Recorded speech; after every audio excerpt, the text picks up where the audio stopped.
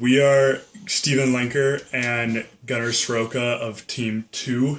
For our 353 final project, we made a competitive Space Invaders game. So just a quick going over all the different requirements.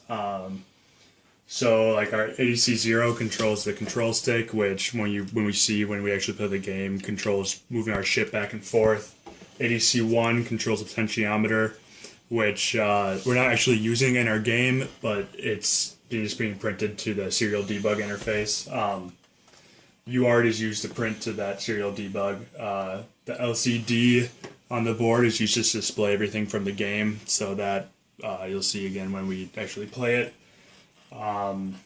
The wireless is used to communicate across the boards, first to make sure the boards are linked up when you start the game, because the point of the game is to race against the other person to see who can beat the game first. So it's used to first link up the boards, and then whenever one person gets through all three stages, it sends a signal to the other one to signify that it's won. So then it's the one that receives the signal says that they lost, and the one that sent it says that they won. So for the different timers, we have one to the sysstick to debounce the push buttons,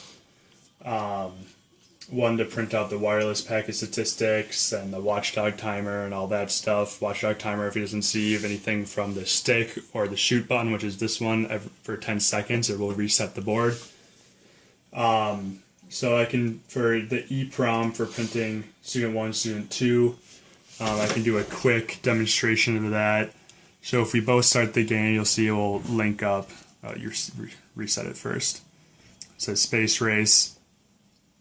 Then it'll go to the high score screen. Which is read from the EEPROM. That's like the fastest time for somebody to beat the game on the specific board. So if you first start, it'll wait for the other opponent to press it. And then I'll just demonstrate now the EEPROM. So if you look up here on the screen, and when we started, you can see that printed out our names and Team 2, and then it's printing out the number of sent and received packets of data, as well as the potentiometer value to make sure that that is working. If I press down the PS2 button, it'll show modified team data, and I can type in, just say first names, and Team 2 instead of 02. It'll then reset the board and it'll print this new data. I'll store that in the EEPROM. The LED matrix on the board is used to show the number of enemy kills you got. A new one will light up every time you kill one. And yeah, the push buttons that we use, the top one is used to start the game, and the bottom one is used to shoot. So I guess now we'll play through the game quickly to show you all that. So we're gonna both reset the boards. Just plays a little intro screen for 5 seconds using a timer. Show the high score. We both press up to start. Give us a 3, 2, 1, and then we have to race to try to kill all the enemies first. There's 3 different stages. With the third stage having a boss who has 5 health. You have to hit it 5 times to kill it. So now you can see I only have the boss left here. On. So I won. I got a new high score.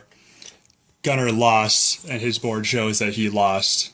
So as soon as I won, it stopped his board, and then that's